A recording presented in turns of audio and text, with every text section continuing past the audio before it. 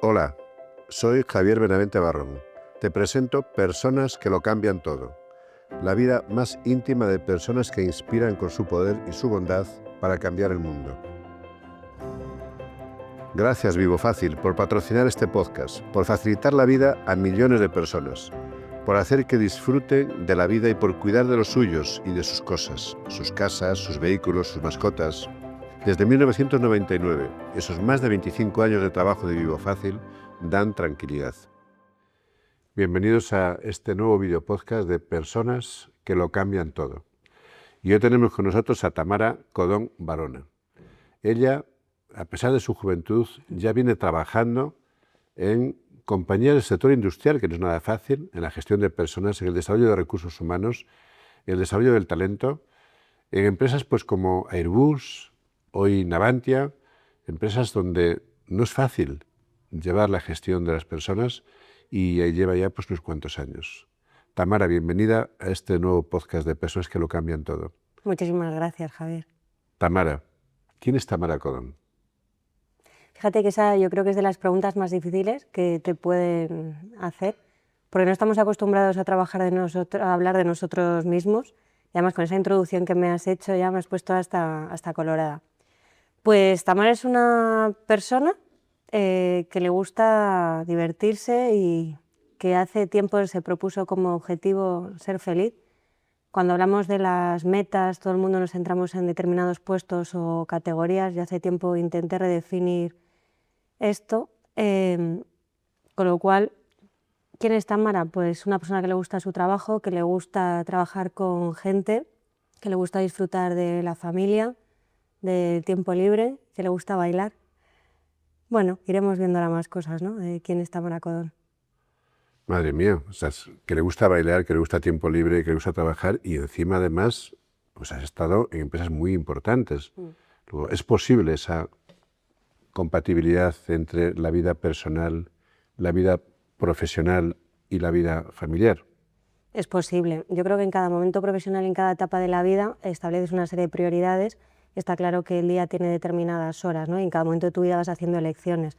Hay momentos donde le dedicas más a una parte que a otra, y yo creo que eso entra dentro de lo normal. Hay etapas donde es necesario, ¿no? Pero yo creo que he llegado a un punto, y cada vez cuando vas teniendo más experiencia profesional, es totalmente posible tener un determinado cargo, dedicarte tiempo para ti, para tu salud y para las personas que tienes alrededor. Y creo que eso es lo que debería ser el éxito para todos, ¿no?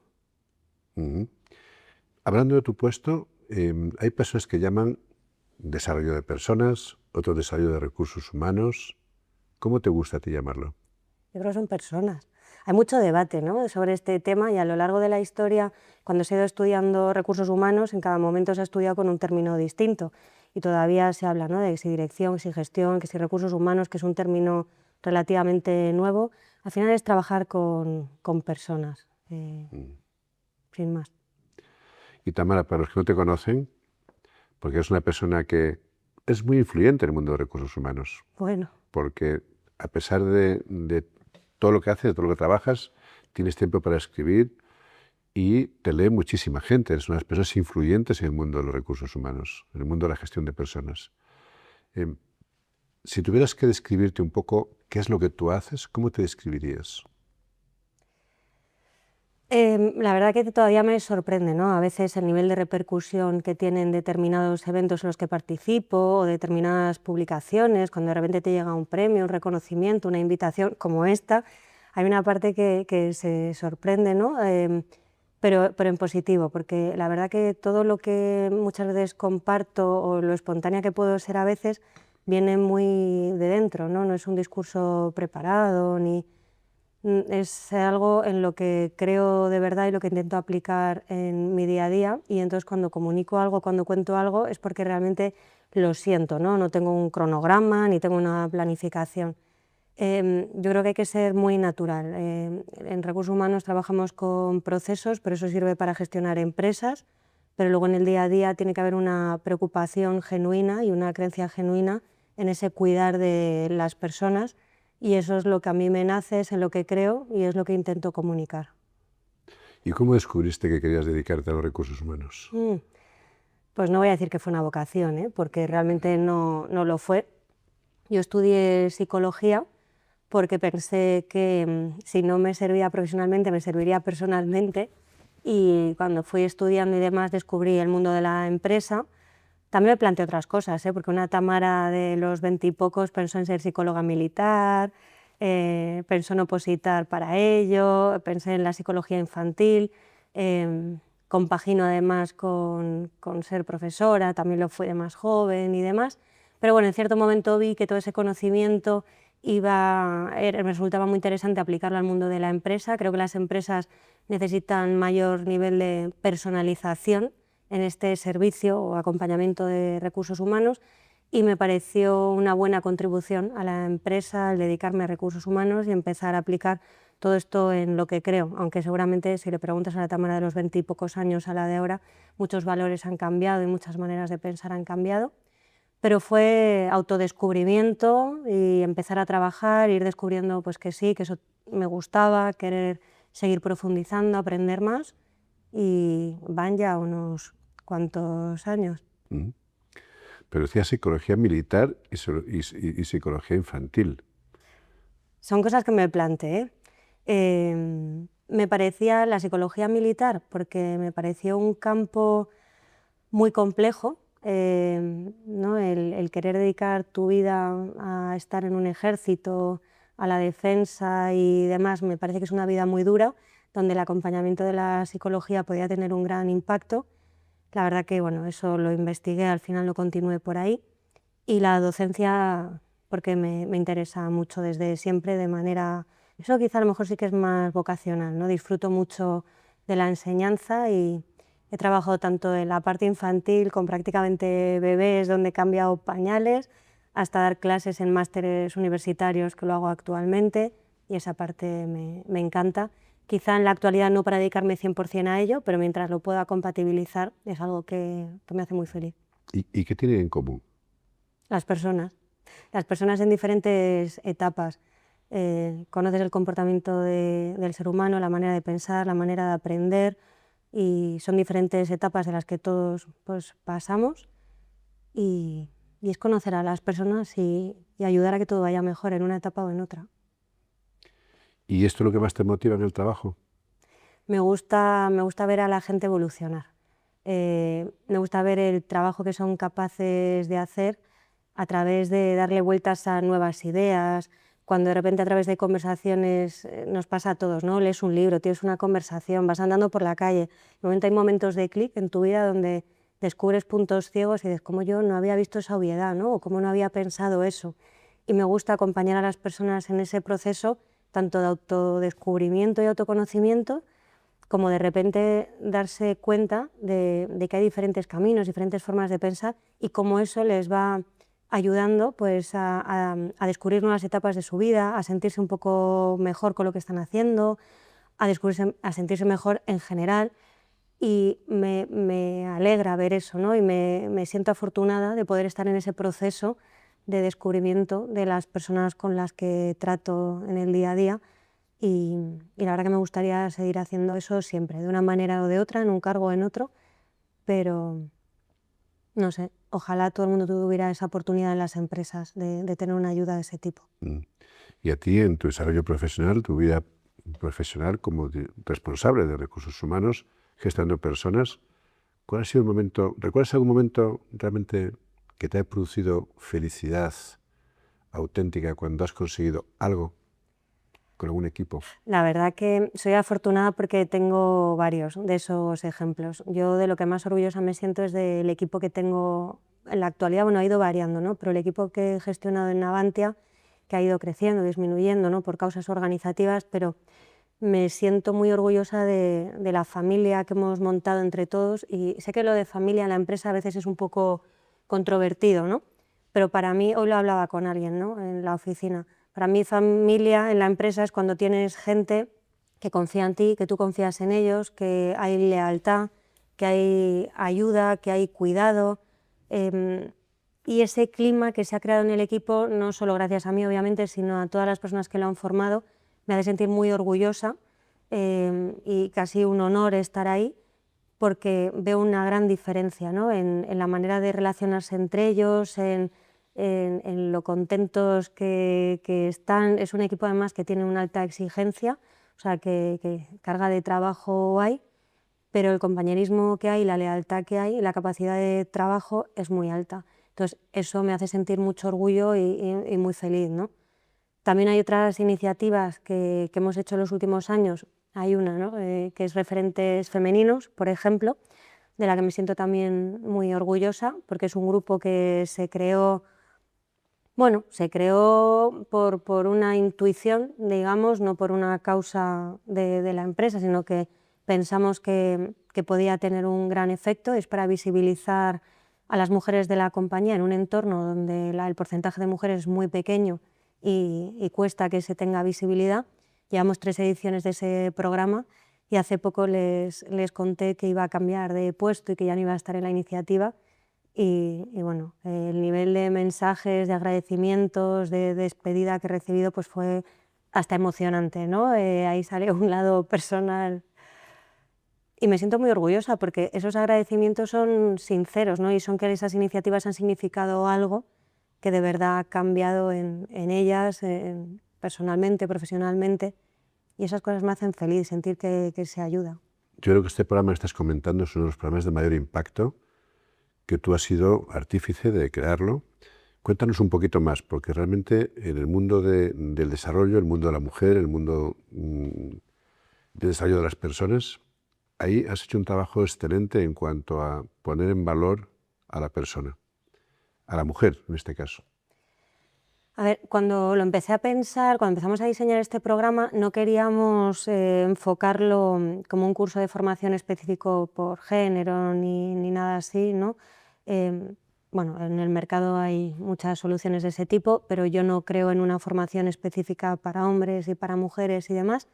Sí que creo que en determinados entornos, en determinadas culturas, sobre todo en este industrial, donde el porcentaje de mujeres que hay en la compañía es mucho más bajo, ¿no? Si tú miras en los talleres de producción, el porcentaje de mujeres es muy reducido y en el global de la compañía, pues en Avantia, estábamos en torno a un 18%, ¿no? Cuando empezamos con esto. Entonces, ¿qué pasa? Que la mayoría aplasta. Entonces, tú entras en unas redes sociales, todo lo que se ve son hombres, o cuando miras el histórico de las personas que se han incorporando de las ingenierías o como decían los talleres, pues son carreras, profesiones que han venido ejerciendo hombres. Entonces, por eso es en cierta manera normal que el mayor porcentaje de género representado sean hombres. Ahora bien, ¿qué pasa con ese otro 18% de personas que existen también, que están desarrollando su trabajo, que están logrando muchísimos éxitos, que también quieren promocionar, que también quieren ocupar puestos de responsabilidad? Y yo creía firmemente que uno de los pasos que había que hacer era visualizar, ¿no? Que se visibilizaran esas personas que están dentro de la compañía y sobre todo crear nuevos referentes. Si durante toda la historia de la compañía ciertos puestos lo ha ocupado un determinado género, es normal que las personas que se han incorporado a la compañía, pues recién licenciadas o demás, que llevan 20 años en la compañía y que no han vivido otra cosa, que han estado en determinada cultura, llega un momento que tú mismo crees que solo existe determinado referente, determinada manera de hacer las cosas o una determinada forma de llegar a esos puestos. Y en lo que se basan los programas de diversidad que tenemos en la empresa, o este en particular de referentes femeninos, es romper esas barreras y crear nuevos referentes, nuevas maneras de hacer las cosas y que así estas personas vean también que tienen posibilidad de llegar también a esos puestos, aunque históricamente solo lo hayan ocupado hombres, ¿no? Con lo cual, Referentes Femeninos es un programa donde intentamos visualizar, que se visualicen las mujeres, que nosotros trabajemos en romper con ciertas creencias o con ciertas barreras y crear pues así nuevas formas, ¿no? Ver posible que hay nuevas formas de llegar o de ejercer determinados puestos. Bueno, esto por resumir, ¿no? Y la verdad que se creó un primer piloto, una primera edición, vamos por el tercero, y sí que están cambiando las cosas, sobre todo en la manera de pensar o de enfrentar ciertos retos por parte de las participantes. Cada vez hay mayor concienciación dentro de la compañía y espero que, bueno, yo ahora aunque voy a cambiar de puesto, como decía, pues espero que el programa siga adelante y siga cosechando éxitos. Pero, ¿y cuál ha sido la clave del éxito? Lo digo porque es un programa que puede ser referente para otras organizaciones y que ahí lo habéis implantado con mucho éxito. ¿Cuáles han sido las claves del éxito de ese programa? Yo diría el transformar creencias. Nos meteríamos ahí a hablar del mundo de las creencias limitantes y demás, pero creo que en determinadas culturas, cuando pasas mucho tiempo en esa determinada cultura, pues se crean barreras que a ti mismo te bloquean, ¿no? Por ejemplo, una conversación hace tiempo con una de las mujeres del programa, le decía, bueno, ¿y tú dónde te ves en la empresa? Qué te gustaría ser? ¿En qué puesto te ves? ¿No? Y me decía, pues a mí me encantaría ser directora de astillero. Y yo, fantástico, ¿y cuál es el plan o qué has pensado? Tal? Bueno, ya, pero es que no, es imposible que yo sea directora de astillero, pues porque yo no me veo cenando determinadas noches fuera de casa, yo no me veo en determinados viajes, tal. Digo, bueno, ¿y por qué eso tiene que ser así? ¿No? ¿Por qué ser director o directora de astillero donde dice, ¿no?, que tenga que llevar consigo no sé cuántas cenas fuera de casa o no sé cuántas ciertas cosas, ¿no? Y para esta persona pues era así, o sea, como lo ha visto durante no sé cuántos años, eso es como tiene que ser, y si esa persona no ve que eso sea compatible con su vida, pues eso no podía ser, y como esto, pues muchos otros ejemplos. Entonces yo creo que hay que desmontar todas esas creencias que se han ido formando a lo largo del tiempo. Tenemos que pensar que es una empresa con poca rotación externa, con poca movilidad, y entonces uno se va quedando ahí, y el entorno pues te va creando esas historias en tu cabeza que te vas repitiendo a ti misma, y al final tu margen de actuación y de posibilidad se reduce muchísimo y no te das cuenta. Entonces, a lo largo de estas sesiones lo que tratamos es de remover ese tipo de cosas y de hacernos preguntas pues hasta el absurdo, ¿no? De ¿y por qué? ¿Y por qué? ¿No? No solo sobre la cultura de la empresa, sino sobre ti misma, sobre tus capacidades, sobre lo que tú puedes hacer, lo que está en tu zona de control. Bueno, todo esto, por supuesto, se hace a través de talleres, a través de conferencias, a través de diferentes acciones, ¿no? No es simplemente sentarse ahí a debatir, seguimiento individualizado y demás. Y no se trata ni de juzgar ni de criticar nada ni a nadie. Simplemente replantearnos ciertas cosas y darte cuenta pues, que hay muchos modelos posibles, que hay muchos referentes, que hay muchas maneras de hacer las cosas y que todos pueden ser válidos de cierta manera. Porque en el tema este de la igualdad de oportunidades, de la igualdad real de oportunidades entre hombres y mujeres, ¿en qué punto crees que estamos? ¿A nivel sociedad? A nivel sociedad, a nivel empresarial. A ver, yo creo que las políticas que se han implementado en los últimos años han sido un empujón para replantearnos ciertas cosas. No hablo ya de género, hablo en general, de la igualdad en general. Hemos pasado de sistemas hace años donde a lo mejor las promociones iban a dedo, ¿no? Porque en la empresa no había un sistema, no había unas políticas, tanto internas como a nivel político en general. Eso podía estar bien o mal, ¿no? En función de si la persona a la que estabas nombrando para determinada función pues estaba capacitada o no, si había méritos o no. Yo creo que las políticas de igualdad han tenido un efecto positivo en poner pasos y procesos para asegurar que haya mayor igualdad para optar a ciertos puestos y en los procesos de selección. Yo he estado, por ejemplo, en el tema de género, me he pasado muchísimos años en contra de las cuotas, también como mujer, pero en determinado momento profesional también he pensado, bueno, es que si por las buenas no conseguimos ningún tipo de movimiento, a lo mejor necesitas una etapa de cuotas para conseguir normalizar algo que de otra manera no va a poder hacerse, ¿no? Y una vez se consiga mayor acceso, dejas las cuotas y dejas que las cosas se hagan de manera natural. Es un tema controvertido. Yo creo que el nivel de igualdad todavía de diferentes colectivos todavía no es el que debiera de ser. Hay muchas limitaciones para la discapacidad, hay muchas limitaciones para los idiomas y las culturas, hay muchas limitaciones a nivel de edad, tanto los mayores como los jóvenes. Al final todos nos etiquetamos, formamos grupos y existe una tendencia a repetir lo mismo que tienes y a continuar lo que tienes. Y cuesta abrir la mente a dar oportunidades a personas diferentes a de lo que se ha estado nutriendo la empresa en general. Surgen los prejuicios, surgen ideas de que eso no va a funcionar y hay que romperlo, hay que romperlo. Uno de los temas importantes también dentro de todo esto es la gestión de la diversidad. No solamente entre hombres y mujeres, sino también diversidad cultural, por edades, etcétera, ¿no?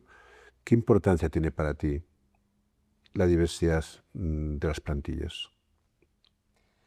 A ver, yo creo que cuanto más diversos somos, más riqueza aportamos. Si todos somos iguales, hemos nacido en el mismo sitio, hemos estudiado en el mismo sitio, hemos trabajado en el mismo sitio, así, ¿no? Repetimos esto. Creo que la capacidad de innovar y de solucionar tanto antiguos problemas como estar preparado para el nuevo que viene se reduce. Yo creo que cuantas más experiencias, cuantas más vivencias, tanto a nivel personal como profesional, se puedan aportar a un equipo de trabajo, mayor riqueza y mejor capacidad para solucionar lo antiguo y lo que viene. En ese sentido, también creo que hay que tener en cuenta los méritos, no solo la diversidad para formar plantilla, ¿no? Es decir, bueno, pues uno de cada y ya está, ¿no? Independientemente de lo que hayan hecho, de los logros que hayan conseguido. Creo que la magia está en combinar el mérito, la capacidad, el currículum, la experiencia y demás, con la mayor diversidad personal que puedas aportar al equipo. Es un reto y no es, por supuesto, nada fácil conseguir eso, pero si en el equipo nadie te lleva a la contraria, yo creo que algo mal estás haciendo. O si una empresa no consigue resultados en un determinado tiempo, debería hacer plantearte, ¿no?, que algún tipo de cambio tienes que hacer a todos los niveles. Una empresa que vende a nivel internacional y que pretende expandirse a nivel internacional y conseguir contratos a nivel internacional, no puede ser que toda la plantilla esté formada, pues, de personas que vivimos en Madrid, que somos de Madrid y que no hemos salido de Madrid, porque va a ser mucho más difícil entender ese contexto internacional, esa cultura internacional, las necesidades que ocurren en otro país, etcétera, etcétera, ¿no? Ese es un ejemplo. Y luego también hay una responsabilidad social que creo que todas las empresas tenemos que tener con las entidades, con las universidades, con las escuelas de formación, de crear un ecosistema donde las personas que tengan difícil acceso a esa formación o de ese acceso al empleo, pues ayudarles a que eso no sea un impedimento, ¿no? Como pues el tema de las discapacidades. Creo que queda mucho camino. Creo que hemos empezado en un punto donde las empresas empiezan a hablar de ello, que queda bien hablar de ello, que todo el mundo se ha sumado al ESG, a la responsabilidad social corporativa, pero creo que hay que pasar más de la parte institucional y del discurso y demás a cosas mucho más reales y mucho más normalizadas dentro del entorno empresarial.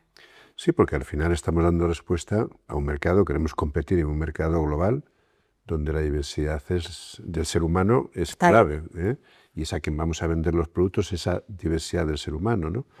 Difícilmente podríamos hacerlo si desde dentro no entendemos a quién le estamos vendiendo.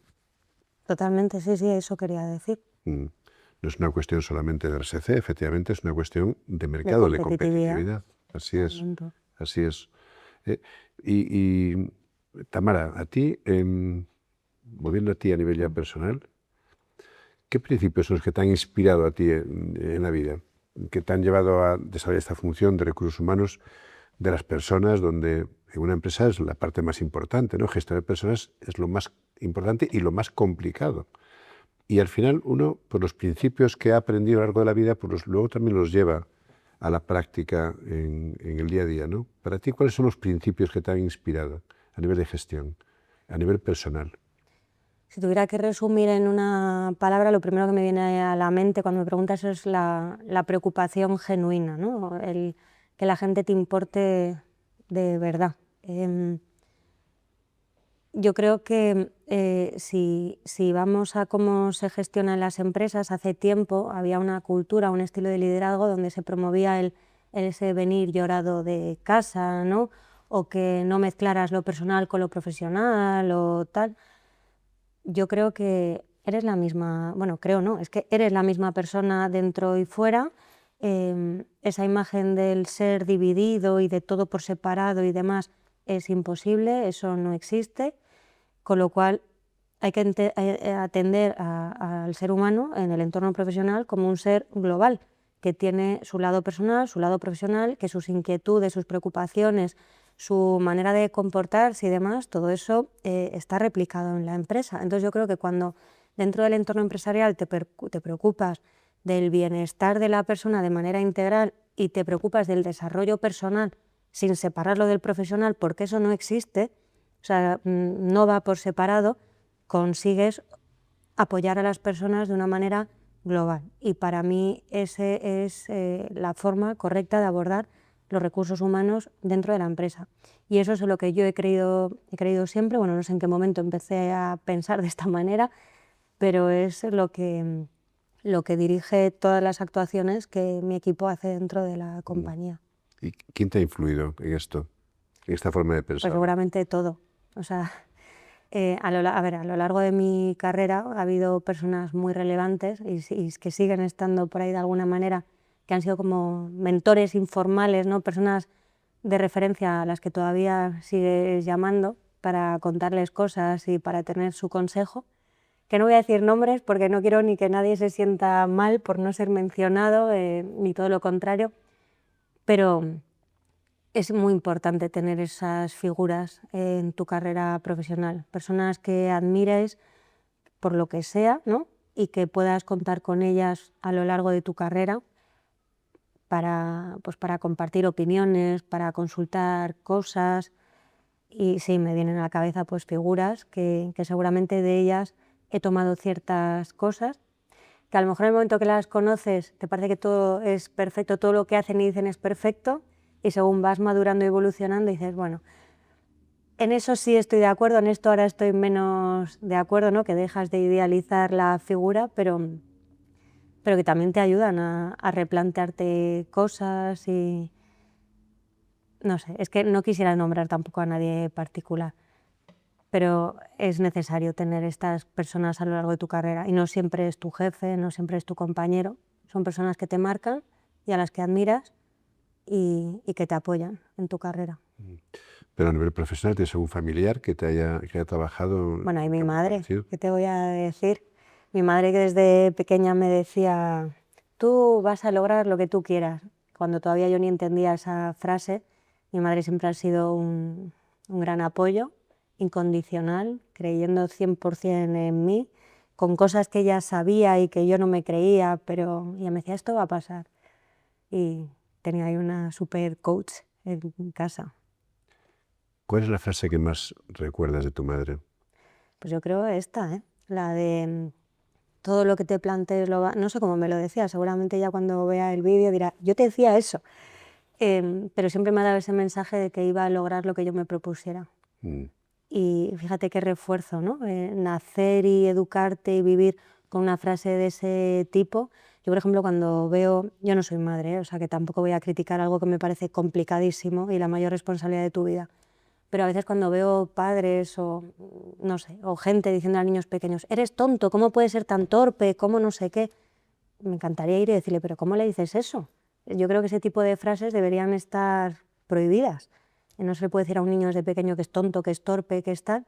Yo creo que no somos conscientes del impacto de las palabras en las otras personas y como eso de manera prolongada puede cambiar muchas cosas en el futuro. Entonces yo valoro muchísimo todos esos mensajes positivos y ese creer en mí que ha tenido siempre mi madre desde que era muy pequeña.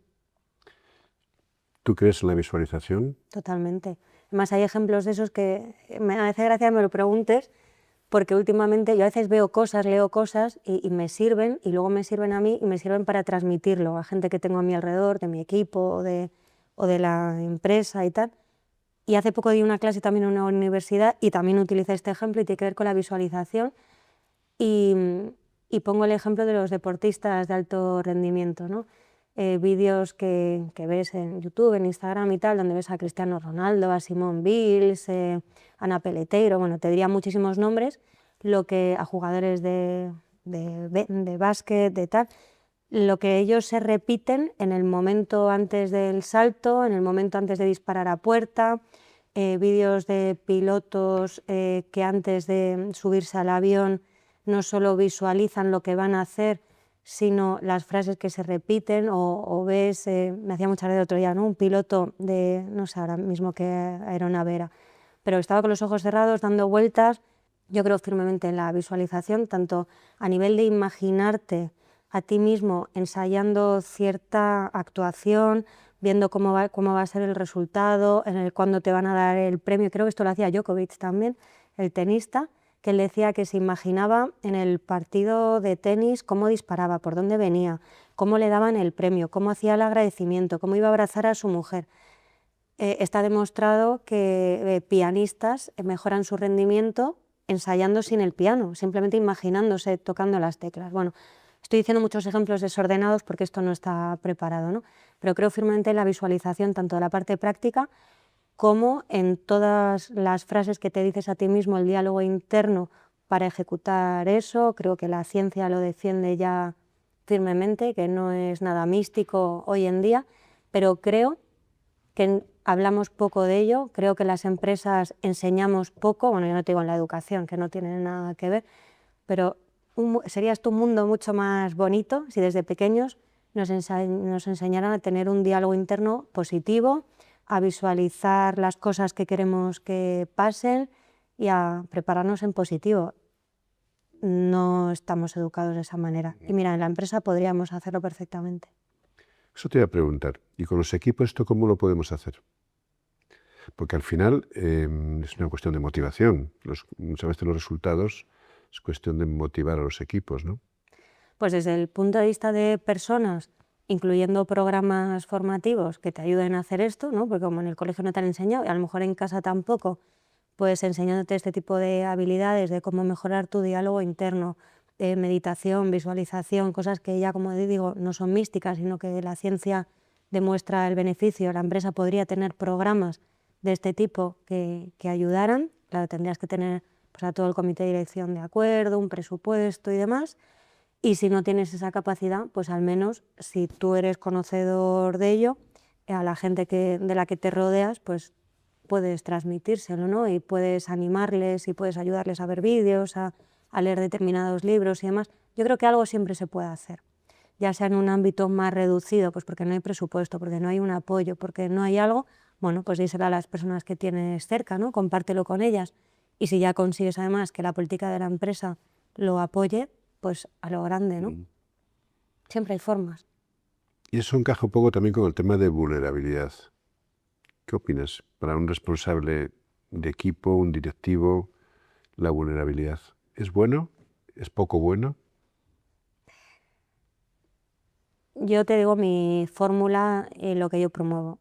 Yo creo que hay que ser vulnerable, transparente, lo que decía antes de que eres la misma persona dentro y fuera. Yo la manera en la que gestiono mi equipo directo es muy personal, es muy expuesta en ese sentido. Si un día es bueno, si un día es malo, si un día te equivocas pides perdón. Creo que eso ha creado un entorno de confianza dentro del equipo donde quizá estás mostrando esa vulnerabilidad, pero anima a las personas a compartir contigo cosas que si no en otro escenario no lo compartirían. Y creo que hay que hablar de todo, creo que hay que compartir todo y creo que crea un entorno mucho mejor, un entorno más confiable, un entorno de seguridad que de otra forma no lo conseguirías. O sea, una persona, un líder o un gestor o un jefe, yo que sé, lo que sea, o alguien que en la empresa se pone encima de un pedestal mostrando que nunca se equivoca, que ni siente ni padece, que todos los días son iguales y demás, eso es irreal. Y si te muestras de esa manera, nadie se lo va a creer, eso nadie somos así. Creo que es positivo mostrarse tal y como eres y te vas a equivocar y pides perdón y no pasa nada y un día se te va de las manos y lo reconoces y un día estás súper feliz y lo estás y es que somos así, ¿no? Bueno, es un poco distinto al jefe de toda la vida, ¿no? Donde era impecable, no se equivocaba. Yo creo que eso no ayuda. Creo que las tendencias de liderazgo humanista, ¿no? Por irnos a una parte teórica que está viendo ahora mismo, van hacia eso, ¿no? Hacia más mostrarte tal y como eres, una preocupación holística, hacia el bienestar y demás, pero como te decía antes, creo que hay que pasar de la teoría a la práctica, ¿no? Ahora estamos difundiendo ese liderazgo humanista, bueno, pues no basta con difundirlo, luego hay que hacerlo. Yo es que creo que una vez lo empiezas a promover, o lo haces o pierdes toda la credibilidad. Hacer grandes presentaciones sobre determinados temas y políticas y demás, pero luego en tu día a día que no promuevas sabes, que tus acciones no vayan en consecuencia, creo que ahí es donde desmontas todo y que luego cuesta mucho recuperar la credibilidad. Entonces, bueno, estamos en el paso de empezar a hablar de ello, estamos en el paso de que las empresas lo quieren promover, pero hay que hacer entonces algo para que tus managers, tus líderes, se comporten de esa manera que estás promoviendo, o hacer procesos de selección donde vas a seleccionar a ese tipo de managers de ese modelo que estás promoviendo, o intentas reciclarlos o intentas hacer algo. Pero creo que hace mucho más daño promover algo y luego dejar que todo siga como siempre. Entonces, si en eso creemos, y además es algo que tras la etapa del COVID se está promoviendo, pues actúa en consecuencia y de forma valiente. Sí, es un cambio, pero es que cada momento empresarial o social necesita un tipo de gestor o de líder diferente. Pues o te reciclas o te quitas. No sé cómo... Tamara, uno de los temas ahora mismo que preocupa a la sociedad y que está afectando también a las empresas es el tema de la soledad. El nivel de absentismo está creciendo bastante. El nivel de soledad soledad no deseada, Sí, sí. parece que está creciendo también brutalmente, que influye en un problema de salud mental. ¿Cómo crees que esto está afectando al mundo de la empresa y cómo crees que podríamos poner un poquito de freno a esta lacra que es el tema de la soledad no deseada? ¿Sabías que 3 de cada 4 trabajadores de los servicios centrales de Vivo Fácil son personas con discapacidad? Pues sí, ellas son precisamente los motores del cambio. ¿Cómo crees que esto está afectando al mundo de la empresa y cómo crees que podríamos poner un poquito de freno a esta lacra que es el tema de la soledad no deseada? Afecta claramente por lo que venimos diciendo, que es que eso que sientes, esa soledad que sientes y cómo afecta a tu salud mental fuera del trabajo, te lo llevas al trabajo también, ¿no? Las empresas están empezando a preocupar más por la salud mental de los empleados, ¿no? Con los programas de bienestar, con la atención psicológica y demás. Obviamente, como decía, afecta y la empresa parece que está empezando a fijarse en ello, pero no sé hasta qué punto hay una creencia real, ¿no? Dentro de las empresas, una preocupación, como digo, siempre genuina y tal, por esto que le está pasando a las personas cuando vemos que los hogares son diferentes, cada vez más gente vive sola, la tasa de suicidios, la tasa de aumento de los ansiolíticos antidepresivos. No lo tengo claro, la verdad no estoy segura de hasta qué punto la empresa eso se lo está tomando como algo donde tiene una responsabilidad y puede participar o no.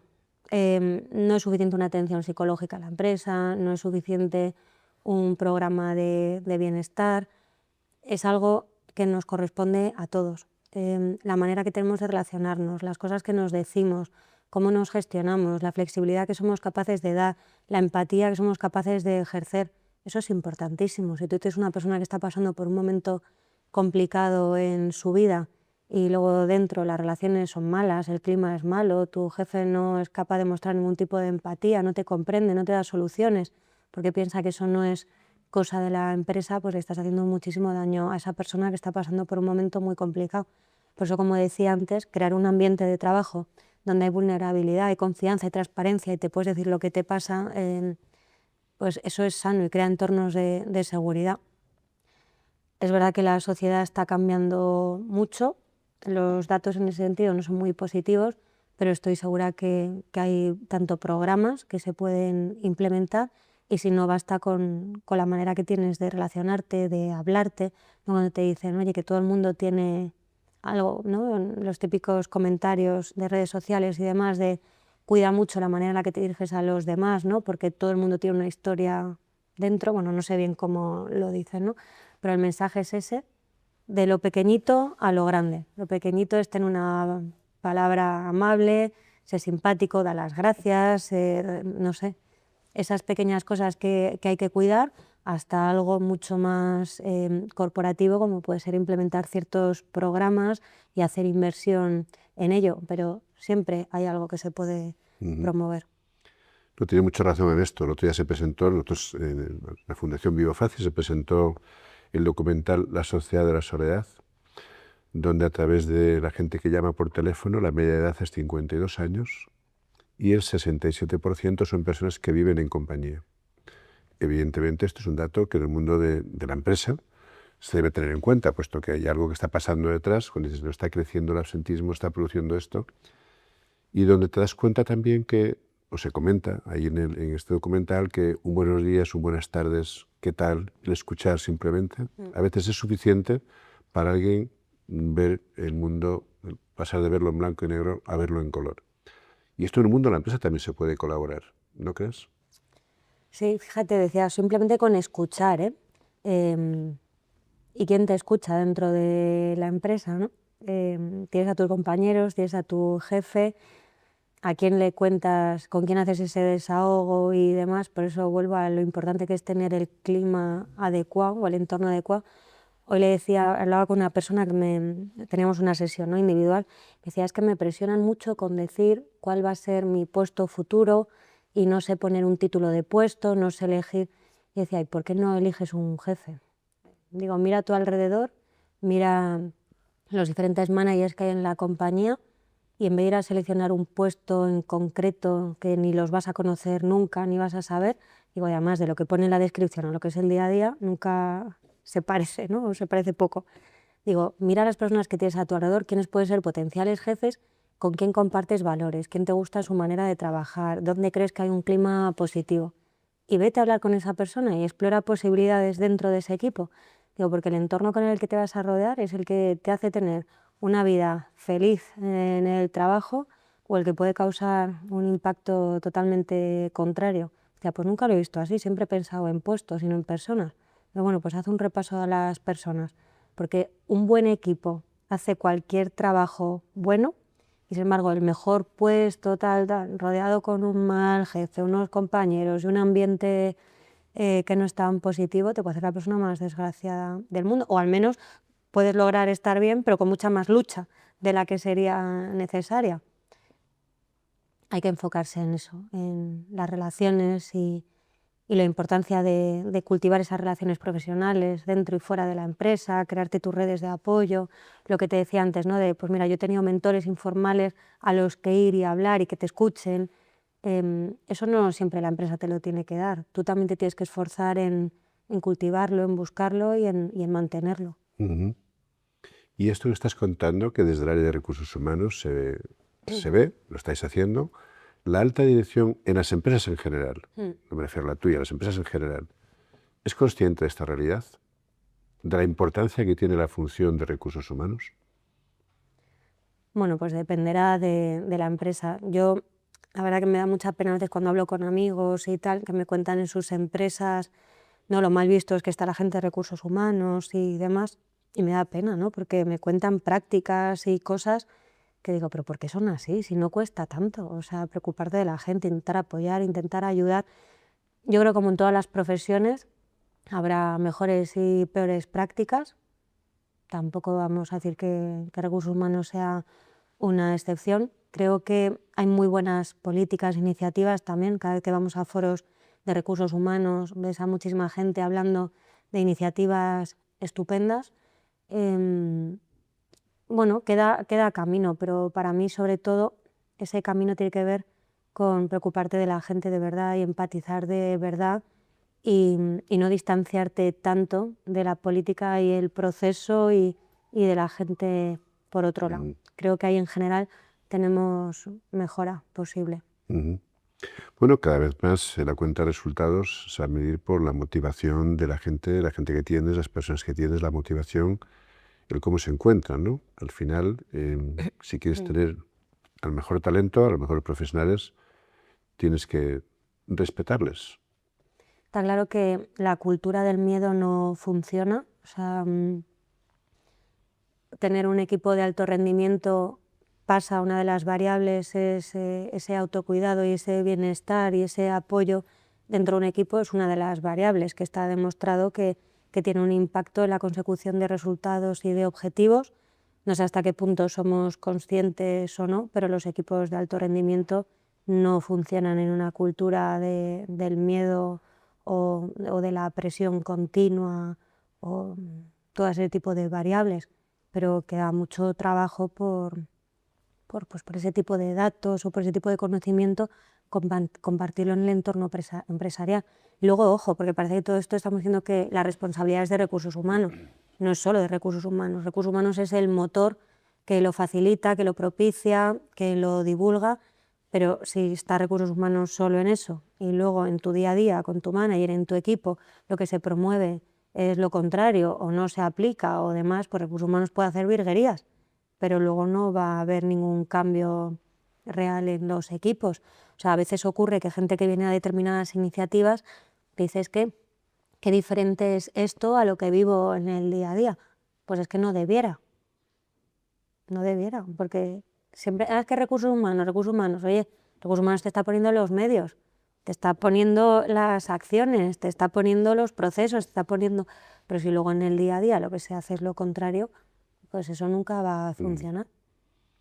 Y Tamara, tú que eres referente para muchos profesionales, para muchos jóvenes profesionales, que te gusta trabajar con mucha responsabilidad, que te gusta divertirte, que te gusta bailar, que te gusta ir al campo, que te gusta ir a la playa. ¿Cómo se puede tener éxito y cómo se puede compatibilizar a la vez la vida personal con la vida familiar y con la vida laboral? ¿Cómo lo haces tú? Pues teniendo apoyo de tus responsables, teniendo flexibilidad y luego siendo responsable tú mismo, es lo que te decía al principio. Hay épocas que vas a ser el que cierre la oficina durante determinado tiempo todos los días, porque hay un pico de trabajo, porque hay un lanzamiento, porque hay una creación de algo y eso necesita más horas. En etapas donde las cosas están más estables, pues necesitarás menos. Pero si tienes la suerte de que te apoyan y confían en ti y en esos resultados que estás obteniendo y capacidad para gestionar tu tiempo sabiendo lo que tienes que hacer en cada momento, pues eso ayuda. Pero en cada momento profesional tú sabes lo que tienes que priorizar, a lo que tienes que decir que sí, a lo que tienes que decir que no. Si yo estoy en pleno pico de trabajo, en lanzamientos, en iniciativas, pues no me voy a ir de vacaciones, no me voy a ir a la playa en ese momento, ¿no? Me iré cuando vea las cosas más estables o cuando necesitan menor inversión. Yo creo que hay que trabajar en torno a resultados, tener una cultura que fomente eso, unos responsables que fomenten eso, el medirte por resultados y no por presentismo. ¿Cuánto presentismo hay que son como cactus realmente, ¿no? Y tampoco están produciendo ni aportando. O sea que yo entiendo que en empresas muy grandes pues es complejo, ¿no? Una empresa donde son 4, pues a lo mejor eso es más fácil, pero para gestionar altos números de personas necesitas pues a lo mejor cosas un poco menos flexibles y más cerradas, ¿no? En determinados puestos. Pero a mí personalmente siempre me ha servido el poder tener esa libertad de gestionarme y siendo muy responsable y tomando decisiones, las mejores decisiones en cuanto a qué debo priorizar, qué no, dónde tengo que hacer la inversión. Yo puedo estar conectada a las 11 de la noche y puedo estar haciendo ejercicio a las 7 de la mañana y un día de una forma y un día de otra. A lo mejor no todo el mundo puede organizarse de esa manera. No Y sé. bailar, ¿no? Y bailar. Eso lo hago más el fin de semana, pero sí, eso es mi meditación activa, el deporte, bailar. Y además creo que tienes por ahí alguien de compañía muy especial, ¿no? Sí, Que he oído. Que tienes por ahí a alguien, ¿cómo se llama? sí, mi pareja. ¿Te refieres?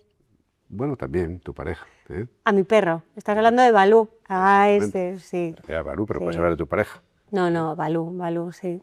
Tengo a mi perro desde hace 4 o 5 años va a hacer. La verdad que hace unos años pensaba que era imposible tener un perro, ¿no? Que no era compatible, hasta que me lancé y luego te das cuenta que sí, que puedes compaginar todo y puedes cuidar en este caso, de mi perro, de Balú. Hoy le tengo una guardería, por ejemplo, porque el día es largo, pero la verdad que no me he arrepentido ni un solo día de tenerle. y es como, es parte de la familia, Y totalmente. además tienes tiempo para el amor también, para la pareja. Eso, ¿no? No sabía si por dónde ibas, ¿no? Si por la pareja o por mi perro. Sí, sí, sí. No se queja de Ahí que es no que me tienes pongo tiempo. vergonzosa. No se queja de que no tienes tiempo para él. No, él tiene también su propia empresa y tiene un trabajo exigente y nos organizamos bien. Y en esta etapa de tu vida, Tamara, ¿qué es para ti más importante, la salud, el dinero o el amor? La salud. Y luego, Sí. El amor, el dinero. Yo creo que los valores van cambiando a lo largo de tu carrera o de tu vida. A lo mejor hace unos años, cuando empezaba con 20 y pocos años, yo creo que entré en Airbus con 22 o 23, lo que te imaginas, ¿no? La ambición era pues un puesto, una capacidad adquisitiva, un tal. Y cuando van avanzando los años y tal, dices, bueno, si es que con más dinero tampoco voy a hacer nada distinto. Si es que ni me voy a ir más tiempo de vacaciones, ni me voy a ir más lejos, ni me voy a ir tal, ¿no? Y entonces te empiezas a dar cuenta de lo importante que es cuidarte, de lo que significa una buena alimentación, de lo que significa hacer deporte, de lo que significa descansar. O sea, yo he pasado de quererme quedar en el sofá hasta las tantas a decir vete a dormir, a contar las horas, si son suficientes o no, para madrugar, para poner el deporte dentro del esquema de trabajo. Si estoy fuera de casa comiendo mal me preocupa. Eso me ha cambiado mucho la manera de verlo y a veces reconozco que soy un poco pesada con la gente que tengo alrededor, porque como lo llevo ya tan dentro y entiendo la importancia de eso, ¿no? De cuidarse, de las relaciones personales, es como que intento inculcarlo en todo el que tengo alrededor y a veces me digo, pero no seas pesada, si quiere comer eso o quiere hacer eso, que lo haga, ¿no? Pero ya me siento como en la necesidad de decir, no, hay que hacer deporte y cuídate, que bueno, luego me hace gracia porque alguno me manda una foto en el gimnasio, entonces le digo, ves, muy bien, tal. y después de estos ya 10, 12 o 15 años de experiencia, ya son unos cuantos los que llevas, ¿no? ¿Qué consejo te darías si tuvieras que darte un consejo ahora a aquella chica que terminó la carrera y empieza su vida laboral? ¿Qué consejo te darías? Relativizar más, sufrir menos, relativizar más ciertas cosas, no tomar de las cosas tan personales. Al final yo algo que he aprendido es que nada es personal. Yo cuando empecé en determinados entornos y tal, pues me llevé muchos disgustos por no sentir que recompensado lo que hacías, por comentarios, por cosas, tal, ¿no?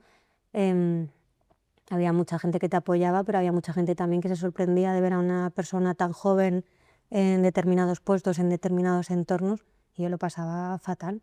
Y ahora lo que diría es, tía, que nada es personal, que al final lo que está cada uno recreando es su historia, sus movidas, y al final no va contigo.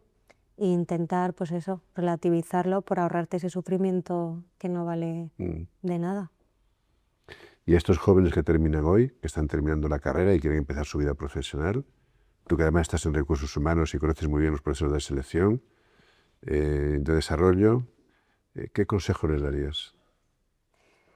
Em, que si te digo lo que pienso, a lo mejor quedo mal, ¿no? Porque a mí me sorprende mucho cómo estiran los estudios los alumnos, los chavales actualmente, ¿no? Que van alargando carreras, cursos, máster, posgrados y pasan muchísimos años estudiando, que no lo critico, ¿no? Pero para mí es muy importante las habilidades y los aprendizajes que se ganan poniéndote a trabajar. Y trabajar, bueno, me da igual si es un voluntariado, si son unas prácticas, si es un trabajo de lo tuyo, no de lo tuyo, no esperes al trabajo perfecto. Yo lo que les animo siempre es a compatibilizar los estudios, esas etapas tempranas, con el entorno laboral, profesional, o voluntariado, o lo que sea, empezar a relacionarte con gente, ver lo que es la actividad, esas responsabilidades que vas ganando. Yo lo hice así y a mí me ha servido mucho y luego veo pues, personas que han estudiado muchísimo, que tienen unas notas excelentes, pero que llegan a una entrevista y no son capaces de desenvolverse en una entrevista personal. Bueno, pues si eso todavía en la universidad no se adquiere, empieza a adquirirlo tú por tu cuenta, ¿no?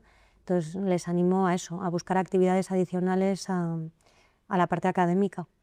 Ujú. Y una de las cosas que muchas veces cuando hablo con jóvenes y me preguntan cuáles son qué cuestiones son importantes, ¿no? Yo siempre le digo, sí, ¿qué piensas tú? Que mira, la capacidad de comunicación, que qué poco nos lo enseñan en la universidad, la capacidad de relación, ¿eh? Y por supuesto el conocimiento y el aprendizaje permanente, ¿no?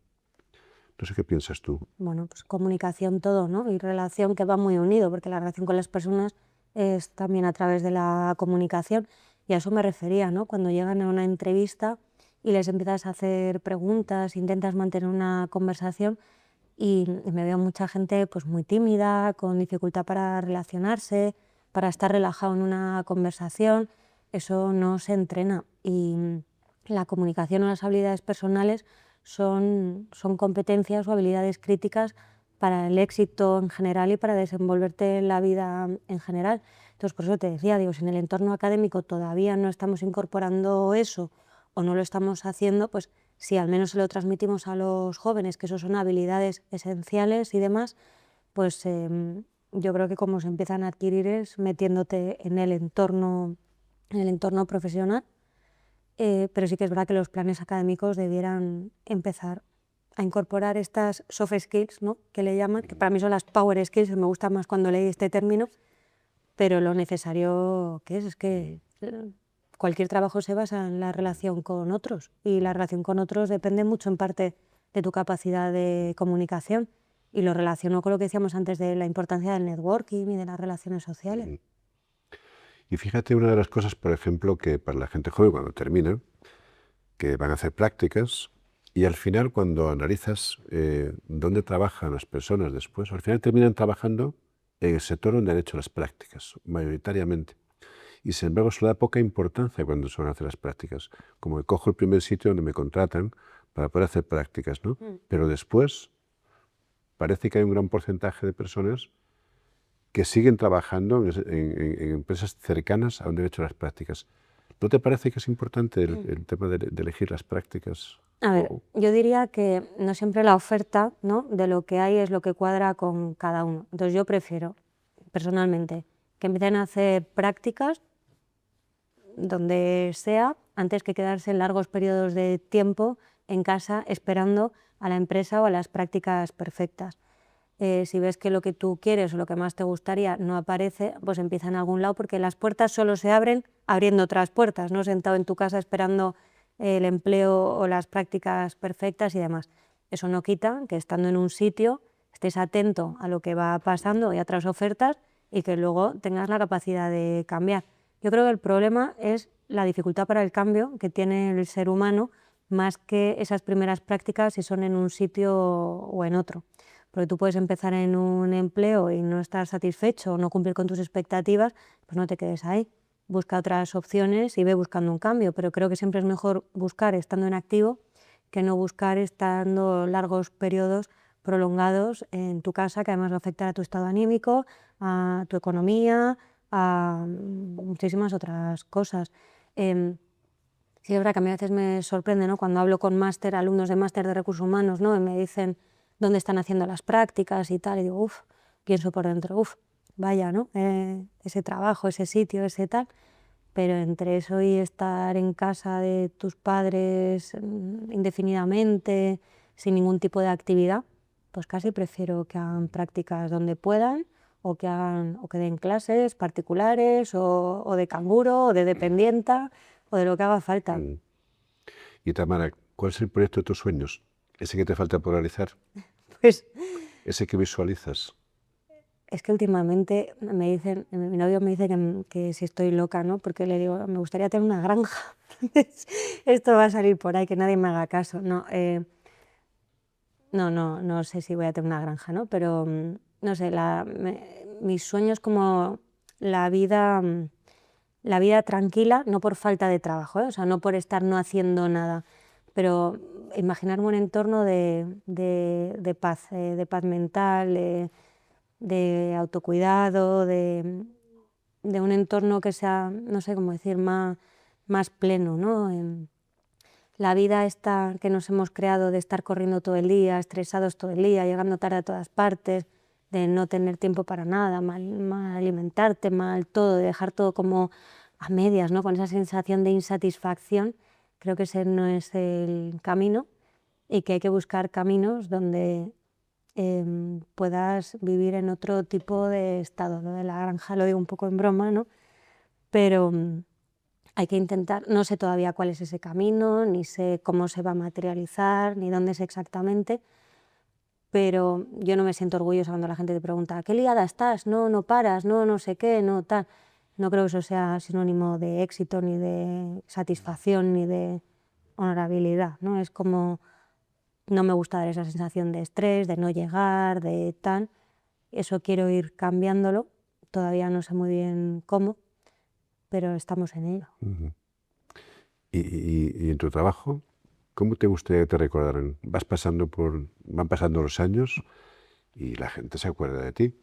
Pues alguien que ha ayudado, que ha dejado una huella positiva. Yo cuando les digo a los jefes, ¿no? Digo, es que piensa que la gente que trabaja contigo siempre se va a acordar de ti. Siempre vas a ser aquel jefe que, ¿y cuál es ese qué? El que le fastidió no sé qué, el que no hizo no sé cuál, el que no le hacía caso, el que no le apoyó, el que pasó inadvertido, o aquella persona que te apoyó, que te defendió, que hizo por proporcionarte oportunidades, que le proporcionó cierto ambiente, no sé. Yo quiero ser la segunda parte y por eso me intento esforzar. ¿Y tu proyecto futuro, entonces, ahora, cuál va a ser? Cuéntanos un poquito, ¿dónde vas? ¿Qué vas a Bueno, hacer? pues sí, sorpresas te da la vida. Me mudo a Inglaterra. En breve voy a pasar un tiempo fuera, bueno, en Inglaterra, basada en Bristol, como directora de integración y transformación de una empresa que hemos adquirido en Inglaterra. Entonces estamos trabajando pues, en la integración de ambas empresas y hay una parte fuerte de transformación cultural y otra parte muy importante de integración de procesos, sistemas y equipos y demás para conseguir pues, los resultados de negocio que tenemos allí. Y me mudo en breve. Ujú. Enhorabuena. Bueno, muchas gracias. ¿Y qué te gustaría decir que no le hemos dicho a esas personas que te van a escuchar y que quieren aprender algo para liderar con impacto? Revisa la cantidad de tiempo que estás dedicando a tus equipos, revisa si esa es la parte más importante de tu día a día, de tu semana, revisa dónde estás poniendo el foco. Todavía estamos muy centrados en la parte más operativa, la parte de la tarea, y menos en las personas que están haciendo la tarea, con lo cual, con empezar con una reflexión interna tuya propia, ¿no? De cuánto tiempo estás dedicando a una cosa, cuánto tiempo le dedicas a tu gente, si de verdad tienes la capacidad de ponerte en el lugar del otro o si crees que siempre tienes tu razón. Yo creo que hay que empezar por la introspección y la reflexión y de ahí sacarte cuál es tu plan, dónde tienes que hacer cambios. Y cuéntale el secreto de por qué te sigue tanta gente. ¿Por qué me sigue tanta gente? Pues porque les resultará útil algo de lo que digo o hago. Yo creo que tiene que ser por eso, porque anda que no hay gente a la ¿Qué que es lo que, leer, a qué la es que lo que hablar. dices? ¿Qué es lo que cuentas?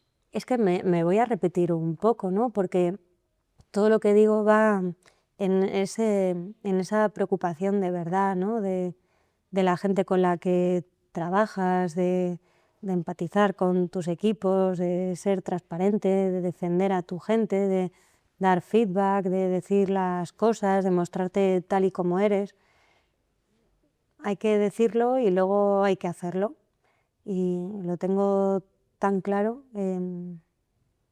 que siempre es, no sé, ahora tendría que hacer una revisión, ¿no? Pues de los posts, de las entrevistas o demás, pero siempre voy por ahí, ¿no? Ahora, por ejemplo, cuando se habla tanto de la importancia de la inteligencia artificial, ahora habrá mucha gente que me mirará mal, ¿no? Pero de los jefes que tienen que implementar inteligencia artificial en sus equipos, tal cual, fantástico, pero no nos saltemos la etapa de las personas, por favor, porque si manejas muy bien Copilot y manejas muy bien ChatGPT, pero todavía no dedicas tiempo a hablar con tu gente, ni sabes qué inquietudes tienen, ni qué problemas tienen, ni les estás ayudando en nada, por mucho Copilot que uses, no te va a ir mejor. Mm. Bueno, Tamara, Mucha gente te sigue y te conoce, pero otros no. ¿Dónde te encuentran los que no te conocen? ¿Dónde me encuentran? Pues en Bristol, ahora, próximamente. En las redes sociales, ¿cómo te En encuentran? las redes sociales, en LinkedIn, sobre todo, es donde... Ahora la verdad que llevo un tiempo un poco parado, pero en LinkedIn es donde podemos conectar. Ujú. ¿Ahí cómo estás? Tamara, por mi nombre, Tamara Codón Barona. Ahí, conectar y respondo Muy bien. rápido. Tamara, ¿alguna cosa que no hayas dicho que quieras contar? ¿Alguna cosa rápida? Yo creo que es que te he contado todo. Demasiado he dicho, creo yo. Pues Tamara, muchísimas gracias de verdad. Ha sido por esa sinceridad también, por esos aprendizajes que has transmitido y desearte lo mejor en esta nueva etapa en Bristol. Muchísimas gracias, Tamara. Muchísimas gracias a ti. Esto es todo por hoy. Si te ha gustado, te invitamos a seguirnos, a compartirlo y a dejarnos tu valoración con 5 estrellas. Con tu apoyo podemos llegar a más personas que buscan inspiración para liderar el cambio, para transformar el mundo a mejor. Gracias por formar parte de este movimiento. Recuerda esto, no es la especie más fuerte la que sobrevive, sino la que lo cambia todo. ¿Y tú, cómo quieres contribuir al cambio? Te espero en el siguiente capítulo. Entra en vivofacil.com y disfruta de la vida.